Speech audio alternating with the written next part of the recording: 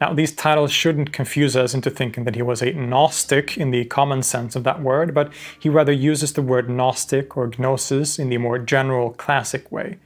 In fact, he's actively hostile to the so-called Gnostics of early Christianity. Someone he wasn't hostile to was the earlier Christian theologian of Egypt, Origen of Alexandria, as well as Clement of Alexandria. Indeed, Evagrius is often called an Origenist, and he adopted and further developed some of the classic and controversial teachings of Origen.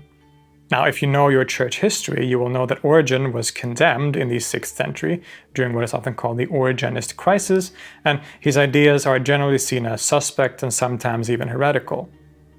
Thus, Evagrius, who had come to be one of the primary representatives of Origenism at that time, was also condemned postmortemly.